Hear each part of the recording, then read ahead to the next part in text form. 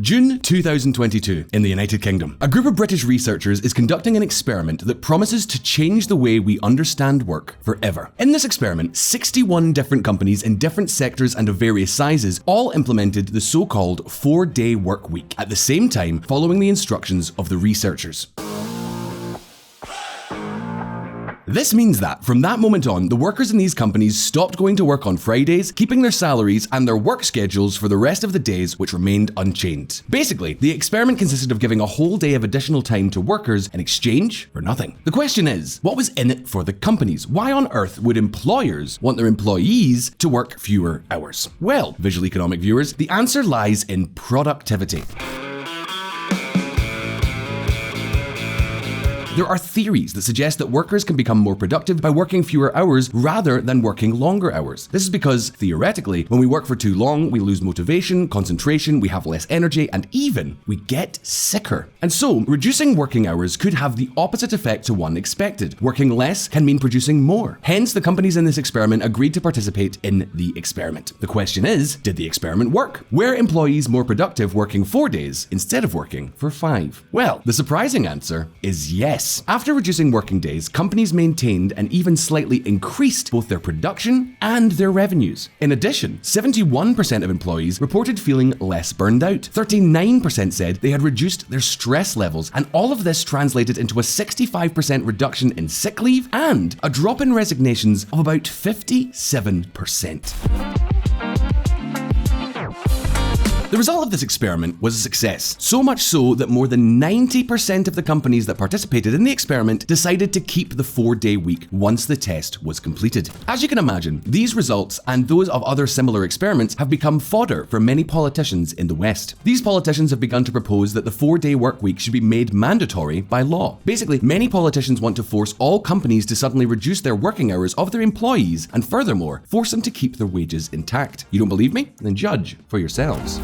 Bernie Sanders says it's time for a 4-day work week. Sanders referenced new findings from a UK-based 4-day work week pilot program. As you can see, the 4-day model is gaining momentum in the political arena, and so it would not be surprising if, sooner or later, a Western government decides to establish this system by law. Now then, would it really be a good idea to force all companies and workers to adopt the 4-day work format? What disadvantages, if any, might this measure have? What is the scientific evidence on the matter? Well, today on Visualeconomik, we're going to answer all of these questions, so let's get cracking. Although the whole 4-day week phenomenon seems to be a relatively recent one, something that has begun to be investigated with experiments such as the one we mentioned in the United Kingdom, the truth is that this idea is not new at all. Paul Samuelson, who was one of the most influential economists of the last century, advocated the introduction of the 4-day week 2 decades ago. In fact, Samuelson said that working only 4 days, not 5, was a remarkable social invention, an invention that allowed us to progress as a species, and he said it in the same year that he was awarded the Nobel Prize. Many journalists and even economists use Samuelson as an authoritative argument in favor of the measure. That is, from their point of view, if a Nobel laureate defended a 4-day work week, then this must be a reasonable idea, right? Now, the arguments in favor of this measure, or at least those of those who defend it, go far beyond what Samuelson said, and in fact, go far beyond the welfare or happiness of the workers themselves. And what are these arguments? Well, let's take a look.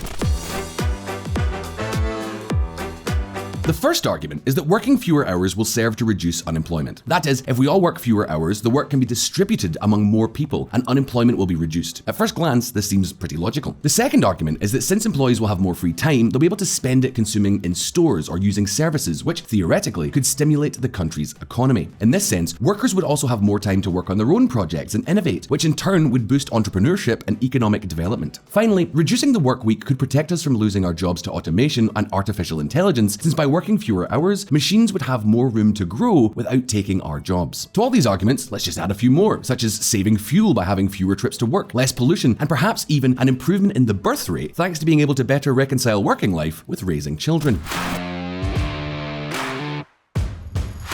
In short, everything indicates that the 4-day week is unbeatable, an excellent idea. As we have already seen in the experiments, companies do not lose productivity by adopting it, they actually gain more. And on top of that, the social benefits could be enormous. So then, what are politicians and companies waiting for? Why don't we adopt this model? Where is the problem? Well, I'm sorry to disappoint you, but not everything is so rosy with the 4-day work week. And despite experiments like the one in the UK, the reality is much more complicated than it appears. Do you want to know why? Well, of course you do. So pay close attention. Oasis or Mirage? At the beginning of this video, we showed you that the 4-day workweek experiment in the UK was a resounding success, a role model that politicians use as an example. However, about that experiment, there are many things that were not mentioned in the headlines, the things that are hidden and not so positive, things that politicians forget at their convenience. You see, most of the companies that participated in this experiment did not do so in exchange for nothing. Many of them, for example, reduced working hours, that's true, but they did so at the cost of reducing vacation days for their employees. In that sense, some companies forced their employees to be on call at home during their free time, and most of them only accepted to reduce work to 4 days on the condition that the work objectives were met. In other words, if a worker did not reach the company's objectives in 4 days, he or she had to go to work on the 5th day until those objectives were met. Basically, in exchange for the 4-day work week, companies also tightened working conditions. They intensified the workload, limited meetings, and established concentration periods where workers had to be fully immersed in their work. As you can see, the experiment was nowhere near as simple as simply taking a day off work. Instead, workers had to compensate for it in other ways, which was essential to maintain productivity despite the reduced working hours. Having said that, the workers, 90% of them, still wanted it. However though, beyond all this, there was an even more important drawback to this experiment. A drawback that renders it practically useless, or at least useless if we want to use it as proof that a 4-day work week by law could work. The disadvantage is that the companies that participated in this experiment were companies that were already predisposed to reducing their working hours. They were companies that, due to their characteristics, could afford to experiment and give the task to their employees. It could be reasonable to reduce their working day while maintaining the same salary. So what's the problem here then? The problem is that not all companies in a country have that capacity to experiment, nor to reorganize their ways of working, nor to do without a day's employment while maintaining wages. For example, it may be easy to reduce 1 day's work in a target-based office business, but it may be very much more difficult to do so in a consumer-facing business such as a restaurant or a bank. But then, if each business sector is different, and therefore these experiments are not representative of the different realities of each company, how can we know if imposing by law the 4-day work week could be a good or bad idea? Well, the answer is that we have to look for cases where reductions in working time have already been effectively applied, not only in voluntary experiments, but at the level of entire countries. And one such case happened in none other country than Germany. As we have already mentioned here on Visualeconomik, Germany is a country that has one of the best union systems in the world. In Germany, and unlike many other countries, unions are not mere extensions of state-subsidized political parties. No, in Germany, unions are more independent, more useful, and more adapted to the business reality. Well, it turns out that in 1985, these German unions began tough negotiations with companies to drastically reduce the country's working hours. The question is, did they do it? Yes, they succeeded. Gradually, and with different rates of adaptation for each sector, the unions succeeded in reducing the working hours for German citizens. For example, in the metalworking sector, employees went from working 40 hours a week to only 36. I mean, that's a success story for any union. Be that as it may, it is worth mentioning that the real objective of the German trade unions was not to reduce working hours, but mainly to reduce unemployment. The unions thought that if they cut the number of hours worked by each employee, they could distribute the remaining hours among new workers, thus reducing unemployment. And so the question once again arises, did they succeed? Did cutting hours help to reduce unemployment? Well, according to a study that analyzes this very question, the answer is no. Unemployment not only did not decrease, it increased. Reducing working hours did not result in employing more people. And you will say, how is that possible? What is the logic behind that? Here, there are several explanations. The first is that with shorter working hours and more free time, some workers decided to moonlight, that is, to have more than one job, which took away opportunities for unemployed people. The second is that productivity did not increase sufficiently to compensate for the reduction in hours worked. Since the cutback, each worker began to produce less than previously. However, companies had to maintain the same wages, which made labor more expensive. And what happens if hiring labor becomes more expensive? Companies hire less. In fact, the study mentions that companies that were able to replace labor with machinery and automation did so, which is quite logical. If hiring workers is more expensive, replacing them with machines can be more effective, something that directly goes against one of the arguments in favor of the 4-day work week. Beyond that, although the study did not explicitly mention it, the increase in wage costs could damage the competitiveness of companies, force them to raise prices, and force them to reduce their production. So what's the conclusion here? Well, surely companies grew less, hired even fewer workers, and unemployment increased. Now, is the German example the only case where something like this has happened? Do we have other examples besides this one? Yes, and with quite different results. In this case, we're talking about France.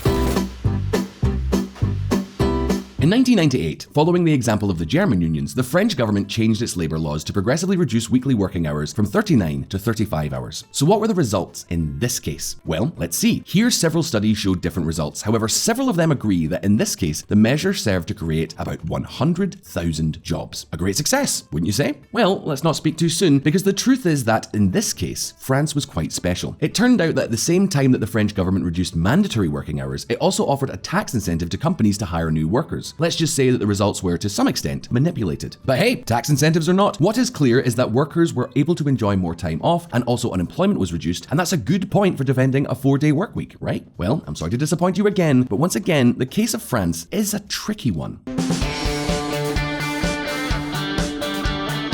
Although by law the working day was reduced to 35 hours, in practice the reduction was much less. In the best of cases, it barely dipped to 38 hours. This happened mainly because many people started to work overtime both legally and illegally. Basically, they played tricks to get around the time limitations of the law, but take note, because these tricks actually went much further. For example, PSA, the company that manufactures Peugeot and Citroën cars, now part of the Stellantis group, had 38.5-hour work weeks before the new law. The interesting thing is that in those 38.5 hours, the company included a break of 1 hour and 45 minutes so that its workers could eat and disconnect from work. Well, when the law changed and PSA had to cut the official working hours to 35, the company simply removed the 1 hour and 45-minute break from their paid working hours. In other words, PSA employees had to face more intense work days without paid breaks to compensate for the new working hours established by law.